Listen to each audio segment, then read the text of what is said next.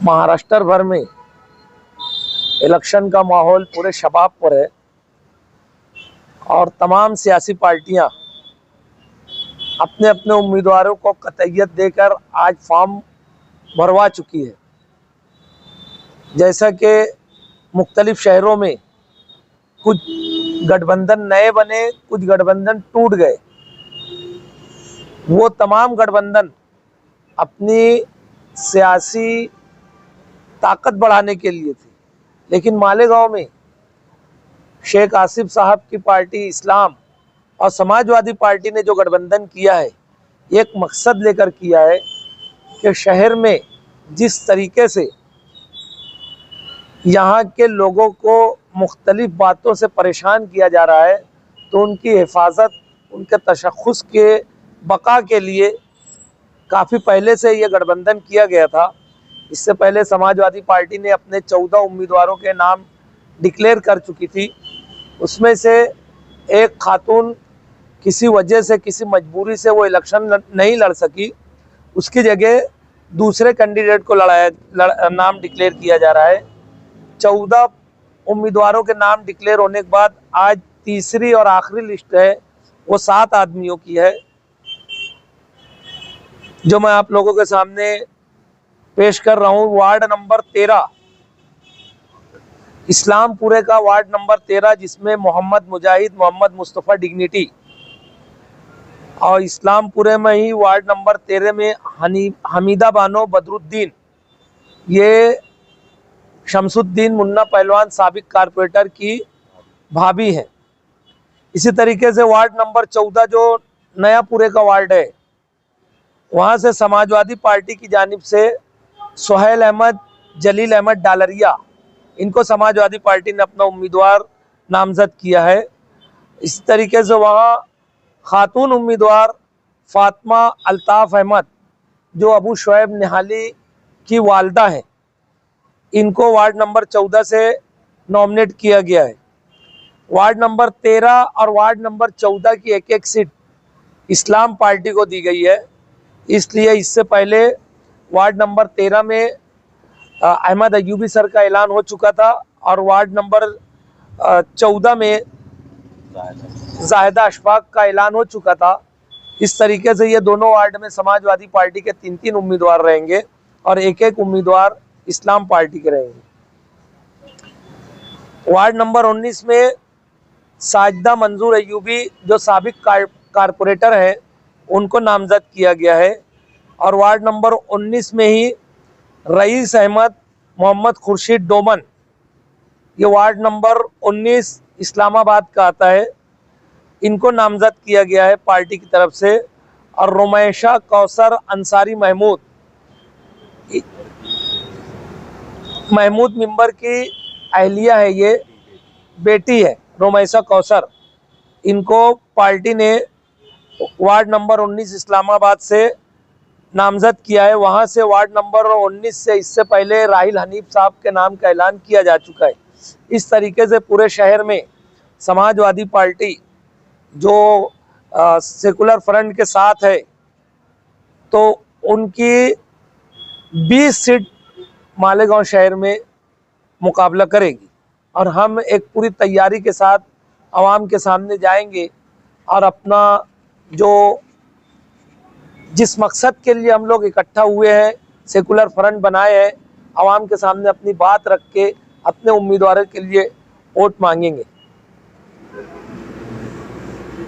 ऐसा नहीं लगता कि इस बार के इलेक्शन में उम्मीदवारों का नाम डिक्लेयर करने में इतनी देरी की है कि आवाम को अब फैसला करने का वक्त नहीं दिया गया है कि वो उनमें कंपेयर कर सके कि कौन बेहतर है और कौन नाकारा है। अब ये थोप दिया गया है, जो है यही है, इन्हीं को झेलो।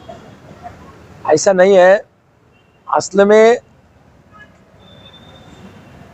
इलेक्शन डिक्लेयर हुआ और हम लोगों ने अपने उम्मीदवारों के नामों को कतईयत देना शुरू किए। मैं इससे पहले की प्रेस कॉन्फ्रेंस में भी कहा था कि शहरी की आदत इतनी मुफलिस है कि वर्कर पैदा नहीं कर सकी, और सामने हम जब अपने उम्मीदवार को डिक्लेयर करते थे तो वो इंतज़ार में बैठे रहते थे। जिनको टिकट नहीं मिला उनको हमको समझाने का मौका नहीं देते थे, उनके पास जाके लालच देते कि कि हम तुमको मदद भी करेंगे और तुमको टिकट भी देंगे। तो हिकमत अमली के तहत हम लोगों ने तो खास तौर पे हिकमत अमली के तहत थोड़ा ताखिर से ऐलान किए। और रहा सवाल आवाम तजब्जुब में रहेंगी, हम आवाम के बीच में जाएंगे। ये जो पीरियड है, जो सेकुलर फ्रंट का जो गठबंधन हुआ है, तो हम लोग जो काम कर रहे हैं आवाम के सामने जाके अपना काम पेश करेंगे और अपना मंसूबा बताएंगे। तो हमें उम्मीद है आवाम जरूर मुतमईन होगी। क्या समझा पाएंगे आप आवाम? हमारे पास टीम वर्क है, हम कोशिश करेंगे कि आवाम के पास जाएं और आवाम को समझाएं, अच्छे ढंग से समझाएं। और बहुत सारी चीज़ें ऐसी है जो आवाम के सामने है, आवाम खुद समझ रही है कि कौन लोग काम कर रहे हैं। अभी तक शहर में कई इलाके ऐसे हैं जो उम्मीदवारी का फॉर्म भरे हुए लोग कस्म में है कि अभी भी हमारा टिकट मतलब ये काम लगता है या आपको घर बैठना पड़ेगा, ये भी सूरत है। समाजवादी पार्टी ने जितने नामों का ऐलान किया है, उतना उनका नॉमिनेशन फॉर्म भरने के वक्त ही उनका एबी फॉर्म देकर उनका नॉमिनेशन फॉर्म भरा दिया। सेकुलर फ्रंट का सवाल है। सेकुलर फ्रंट में भी हमारी दोस्त पार्टी है, उनकी तरफ से भी हमें उम्मीद है कि इसी ढंग से हुआ होगा। अगर कुछ बात होगी तो उसको देख लेंगे, समझ लेंगे। लेकिन हम लोगों की तरफ से बहरहाल चुन कर अच्छे उम्मीदवारों को पहले से तय करके हम लोगों ने डिक्लेयर किया है। हम लोगों ने ये नहीं किया कि किसी का, जैसे एक मिसाल है, इस्लामपुरे में एक नाम डिक्लेयर करके एमएलए साहब के फर्जंद को वहाँ थोप दिया गया है एक बिल्कुल आखिरी वक्त में। और ना ही हम लोगों ने अपनी लिस्ट आधी रात के बाद जाहिर की है। हम फेस करना जानते हैं, आवाम के सामने रहना जानते हैं, इसीलिए हम जो है आधी रात के बाद अपनी लिस्ट जारी नहीं किए। और ना इस तरीके से आवाम को धोखे में रखें कि नाम का कुछ ऐलान करके और दूसरे वार्ड से ला के आमदार साहब ने इस्लामपुरे में अपने साहबजादों को वहाँ टिकट देके खड़ा कर दिया। भाई बाकी उम्मीदवार तो आप फॉर्म भरने के बाद नाम जाहिर कर रहे हैं, तो आधी रात को कर दिए। देखो, देखिए, हम लोग कल रात को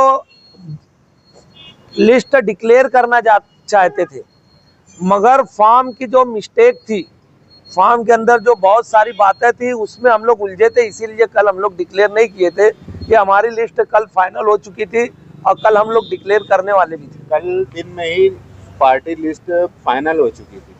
आप जितने सियासी हमला कर रहे हैं कि आधी रात को हम डिक्लेयर नहीं करें, आप तो उम्मीदवारी का फॉर्म भरने के बाद सुनिए ना, सोहेल भाई ने जैसा कहा ना कि लिस्ट कल डिक्लेयर होने वाली थी, लेकिन पेचीदगी ये थी कि कुछ उम्मीदवारों के पास कारपोरेशन की तरफ से जो दाखिले मिलते हैं ना, उनको बहुत देरी के साथ दिया जाना था।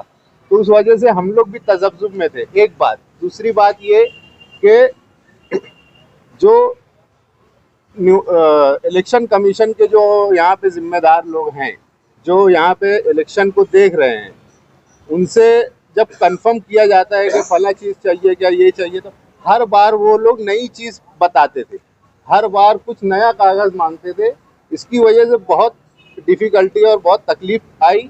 यहाँ तक कि कुछ लोगों का फॉर्म रात में 4 बजे भरा गया और उसी वजह से लिस्ट नहीं जाहिर की गई थी। और आपका जो उससे पहले जो सवाल आपने किए कि बहुत कम वक्त है, कम वक्त इलेक्शन कमीशन ने दिया है। पहली बात तो ये देखिए, आप इलेक्शन कमीशन, आप देखेंगे कि बीजेपी की ये हरकत रही है कि आप 14 से पहले का इलेक्शन देखिए कि 14 से पहले जब इलेक्शन होते थे तो कम से कम 40 या 45 दिन के ज़ाब्ता इखलाक, जिसे हम आचार संहिता बोलते हैं, वो नाफिज होता था। 40 से 45 दिन मिलता था। अभी मुश्किल से 30 दिन दिए जाते हैं, चाहे आप किसी भी इलेक्शन को देख लीजिए। ये कारस्तानी जो सरकार में बैठे हैं, जो कमीशन को चला रही है, उनकी है। अब उसमें जो उम्मीदवार, जाहिर सी बात है, देखिए आप भी समझदार हैं, जो उम्मीदवार होता है वो पीछे 2022 से लगा हुआ है, मेहनत कर रहा है। आप समझिए इस बात को। तो आप ये मत बोलिए कि हम लोग 10 दिन में आवाम को क्या समझाएंगे। आवाम को जो उम्मीदवार ख्वाहिशमंद थे और उनका टिकट आज फाइनल हुआ, वो आवाम को पिछले 2.5-3 साल से अब खुद की कारकर्दगी बता रहे हैं और उनकी खिदमत का जो एवज जो वोट लेना चाहते हैं, वो आज मौका आया है। तो कोई शॉर्ट टर्म नहीं है। दूसरी बात ये कि शहर जिस तरह 10-12 महीनों से परेशान है, उसको देखते हुए हमें पूरा यकीन है कि काम करने वाला जो सेकुलर फ्रंट बना है और जो बुनियाद है, एक तो तरक्की और दूसरा तहफ़्फ़ुज़, ये दो बुनियाद है इस सेकुलर फ्रंट की। और मैं समझता हूँ कि पूरा शहर, आप अगर 21 के 21 पैनल पे नज़र डालेंगे तो चुराए हुए या खींचे हुए उम्मीदवार ही मिलेंगे सामने आपको। फ्रंट के ऐसे उम्मीदवार नहीं हैं। फ्रंट के उम्मीदवार जो थे वो अपनी अपनी पार्टियों के लिए मेहनत करने वाले लोग हैं। मजलिस के उम्मीदवार के मुकाबले में हमने आवाम के बीच में रहने वाले लोगों को टिकट दिया है और यही मालेगांव में शहरी सियासत की खासियत रही है, जो हमने यहाँ तक उसको बरकरार रखा है।